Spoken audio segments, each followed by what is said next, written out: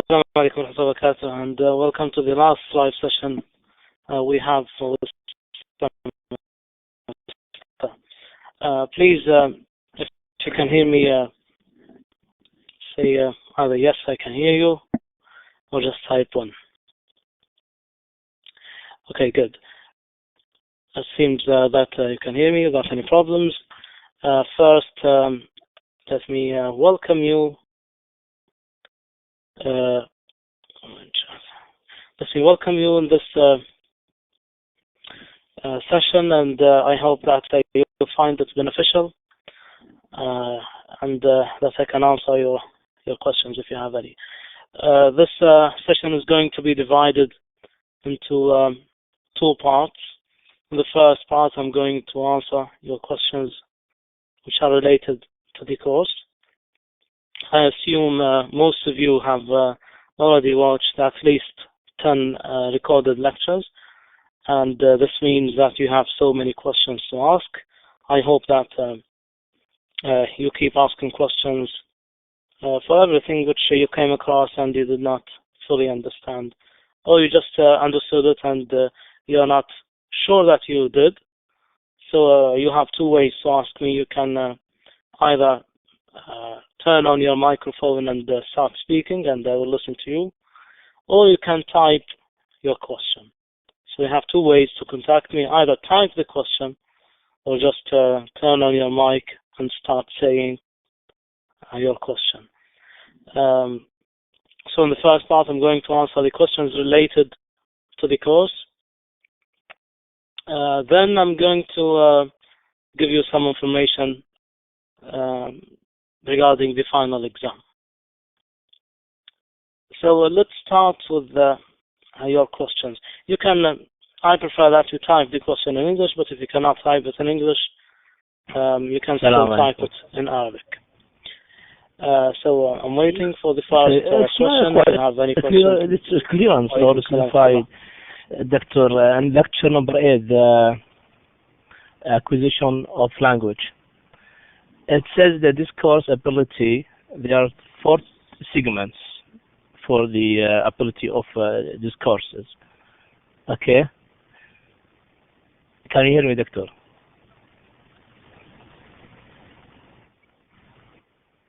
Okay. Yes, I can hear you. I'm just because I'm having the contents with me now. Yes. You said that it is in lecture number 8. Yeah. They are discussability. Yeah. If you go to the exercise, it says here the people start develop this course ability in their late childhood. So as you pointed here, the A is the right answer for the questions. And if you go to the right answer, the taken pattern. Just let me. It's related to the children at. I got your point. Good. Shukran.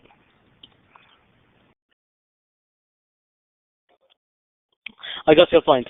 I had some because when I planned for the lectures. It happened, especially when it was just at the end of the course.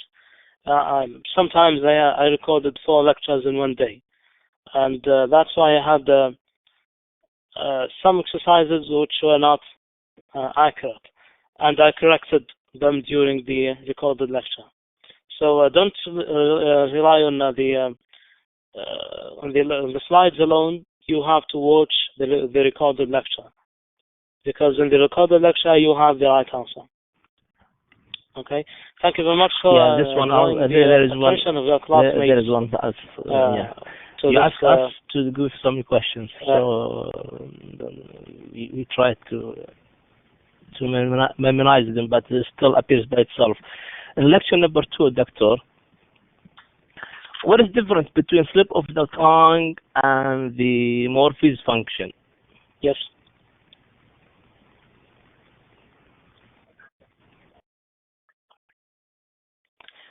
Okay, so your friend is asking about slips of the tongue, which is a phenomenon That happens to almost every one of us. And morpheme function. Of course, this question is just like the question of what is the difference between the letter A and the number 9.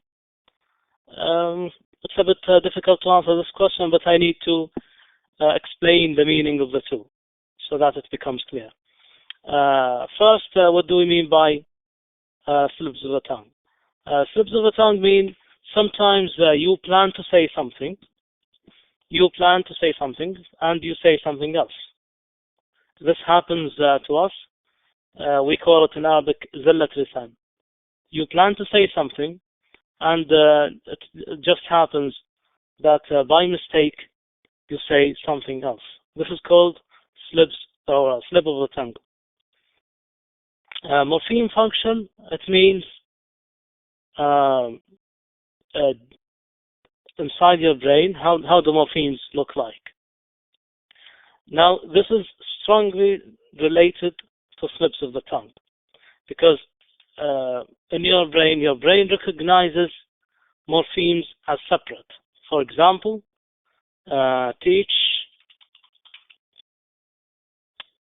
teacher is teach plus ER.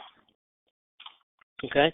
When we say morphemes function independently in the brain, this means that teach and ER are independent from each other. That's how they are stored in your brain. In your brain, teach is stored independently from ER. What happens during processing, during planning to speak, is you bring ER and attach it to teach. The same for, let's say, writing.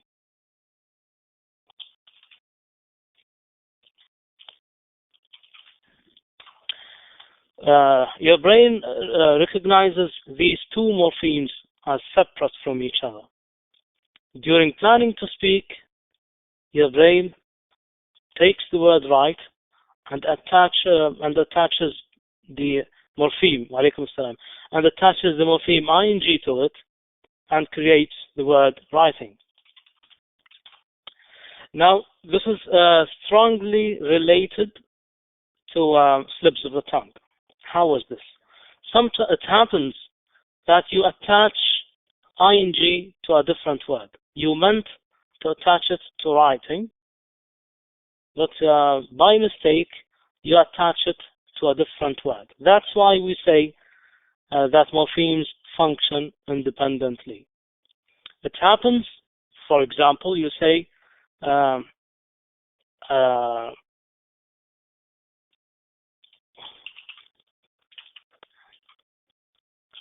this is just an imaginary slip of a tongue.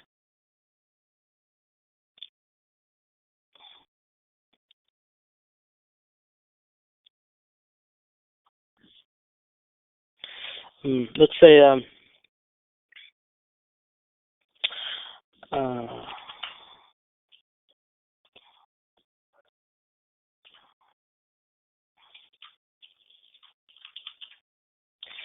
this is an example of a slip of a tongue. Or let's make it a better slip of a tongue. Of course, there's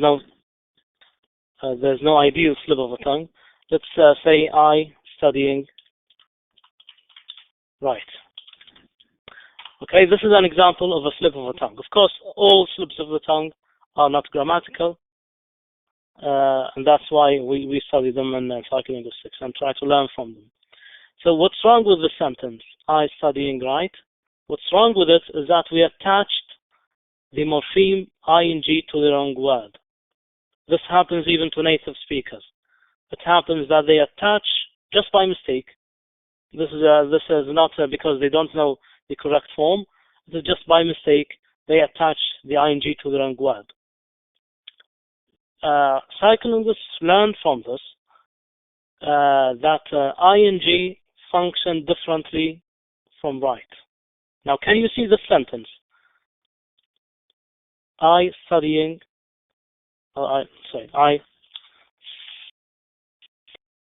studying right. Okay.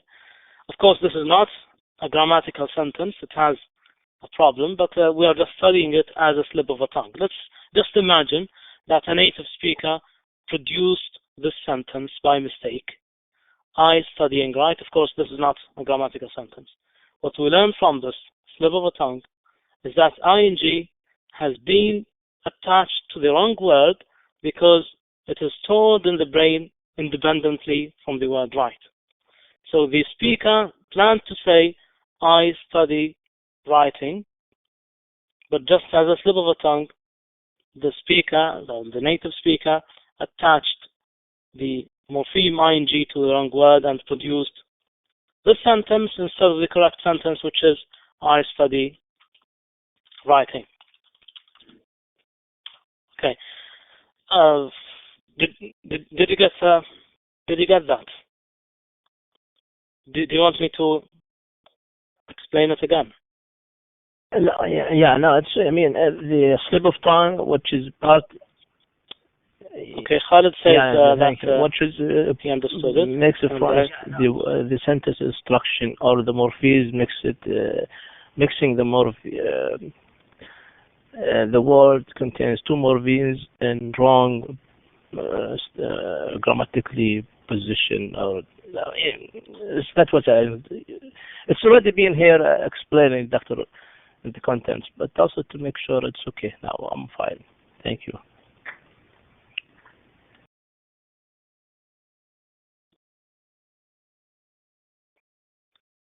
Okay, all right. So thank you. Ali says, I hope, which means that he did not understand it. Now let's go back to these two sentences. I studying right and I study writing. Here we have a morpheme which is attached in the first sentence, I studying right. The morpheme ing is attached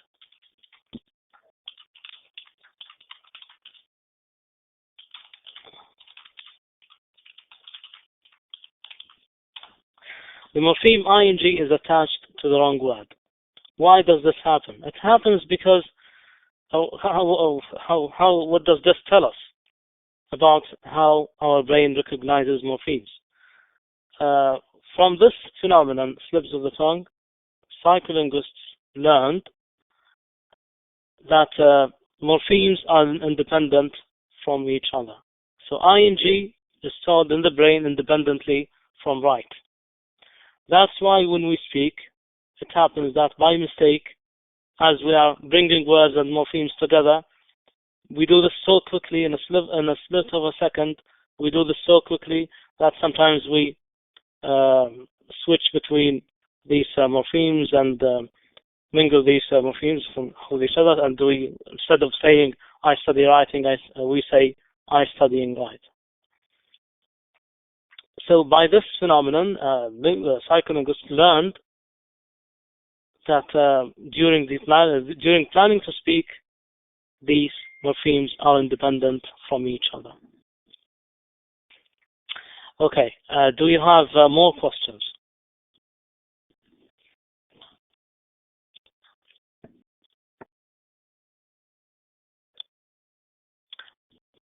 Do you have more questions?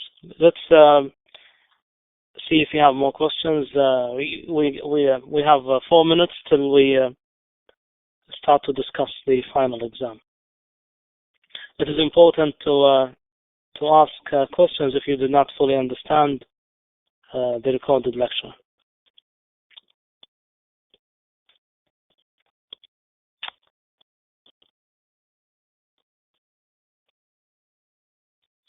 So 2 of your classmates are typing, Khalid and Ali. I'm waiting for their questions.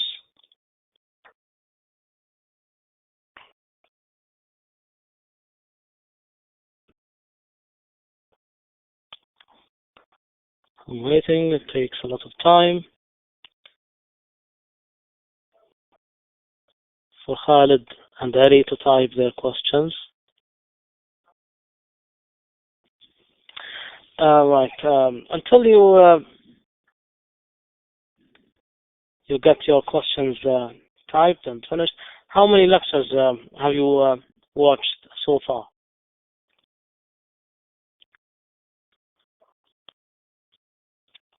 Of course, I think all the 40 lectures are now available on Blackboard, and I assume you should have at least watched 10 lectures, because you don't have much time left till the final exam. You should...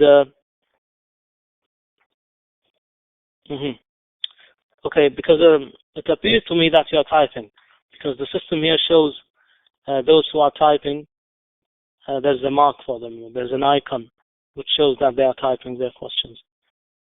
Okay, good. All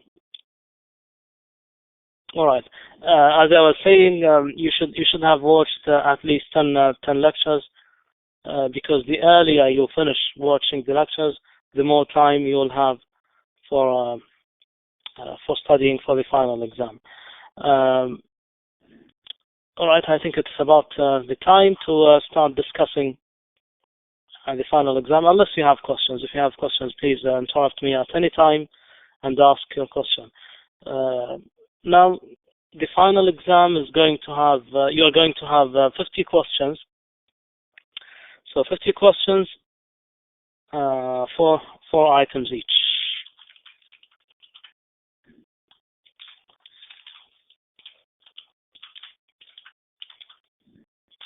So in the final exam, you're going to have 50 questions, 4 items each. You're going to choose, for every single question, you're going to choose 1 item. There will be no yes/no questions. All of the questions are going to be multiple choice questions. And you have 4 questions per, you have 4 items per question. Now, what to study? You have to study every single thing. How to study? The question is important. So always try to have these questions, because they help you. What, when, where, and how. So what to study? We answered this. What to study? You have to study everything. How to study? This is a very important thing. How to study? Now, the easiest way to either fail this course or to pass it with a very low mark is to study Arabic translations.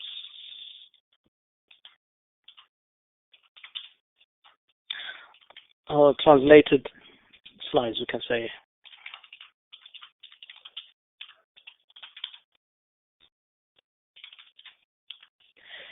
All right. So you have to avoid translated slides. This is very important. Translated slides are going to be misleading for 2 reasons. First, the lectures are in English, and most of the time they translate slides using Google Translate, and Google Translate is not accurate. Machine translation is not accurate. Sometimes it is clear in English, but if you translate it to Arabic, it becomes complicated. So what you should do is, you should first print the slides. That's how to study. First, print the first print. Sorry. So the first thing to do is to print the slides. The second thing is watch lectures.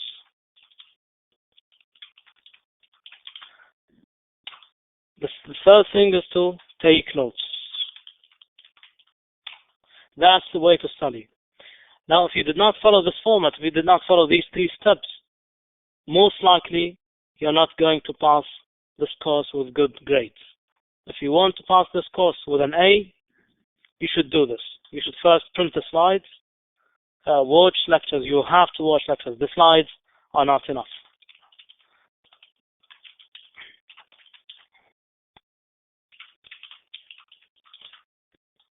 Okay, the slides alone are not enough. You have to first print the slides and watch lectures and take notes. You should take notes of everything which is not clear in the slides and I clarified during the lecture. So this is the answer to the question of how to study. You should avoid translated slides. and you should print the slides, watch the lectures, and take notes. What to expect? You should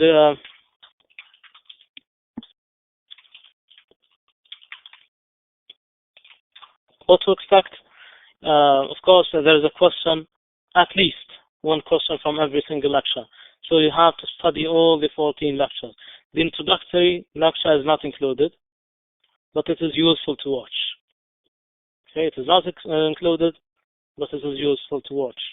I recommend you to watch the introductory lecture just to gain information, necessary information regarding the course. But the questions are going to be from lectures 1 to 14.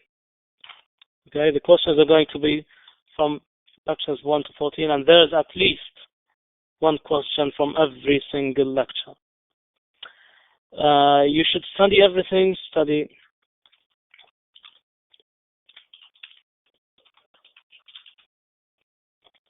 including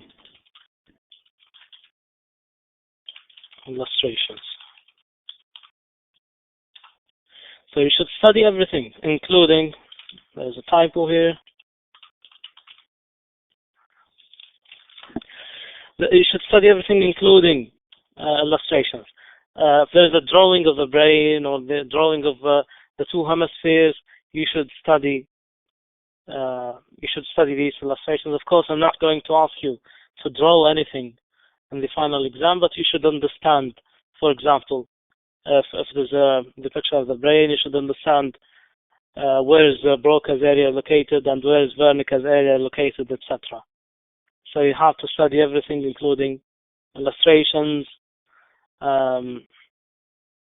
Sometimes, if you have the slides with you now, in lecture 2, we have an arrow with a text in it. That's in lecture number 2. We have an arrow and some text in it.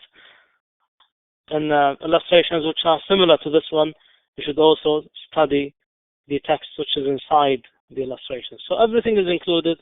There is nothing which is not included. So you should, yes, I forgot to mention something which is important, which is avoid memorizing which you don't understand.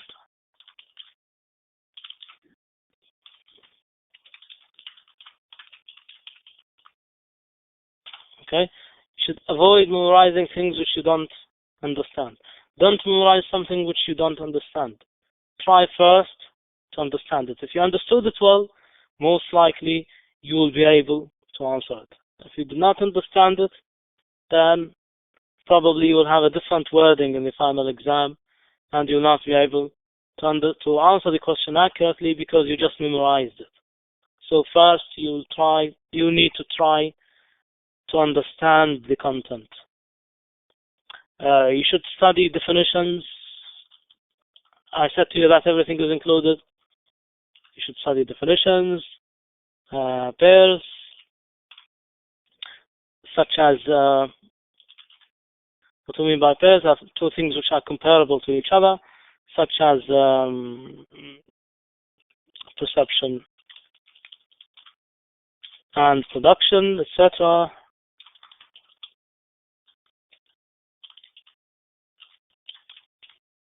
So these are called pairs. So you should study definitions. I have so many typos today because I'm trying to type so fast. Okay. You should study definitions, pairs such as perception and production, or Broca's and Wernicke's area, or top-down and bottom-up processing, etc. These are, or the definition between these. You have to know the definition between these things. Of course, neurolinguistics is very important. You have to study it. You have to study what does it mean. And we have a whole lecture dedicated for neurolinguistics.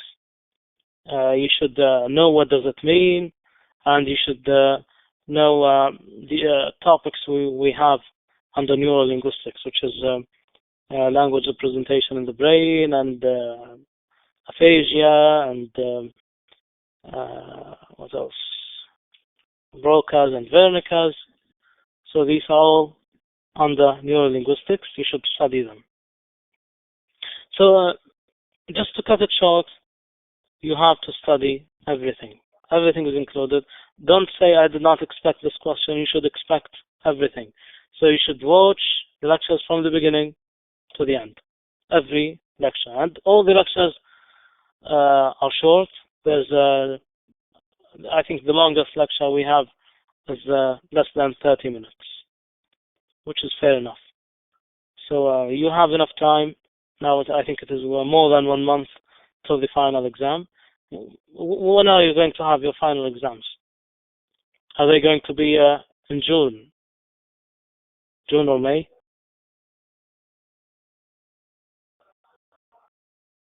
May. So you have approximately 1 month, more than 1 month or less than 1 month. So which is good enough. Okay, so the exam starts on the 6th of May. You have enough time. But please, don't expect the exam to be too easy. It is going to be difficult if you did not study everything well. You have to watch, as I said to you, print the slides, watch the lectures, and take notes, and study from these notes. Don't study from translated slides which you can find in internet forums, or don't study previous exams. This is important because the exam you're going to take this year is going to be different from the exam which your previous colleagues have taken. So don't study previous questions. Okay, so you have, I think, approximately 2 weeks and a half or so, which is good enough. You have approximately 3 weeks. It is going to be enough. But you should never let everything till the 2 or 3 weeks before the final exam. You should study from this very moment. Study well. Take this course seriously. Unfortunately, many of my students told me that they thought that the exam is going to be easy because they thought that the slides are easy to understand, and they were shocked when they took the final exam. Don't be deceived by how easy the slides are, because if you did not study, and this applies not just to this course, but to every other course you are taking. If you did not study well, if you did not take the course seriously, you're going to have troubles in the exam.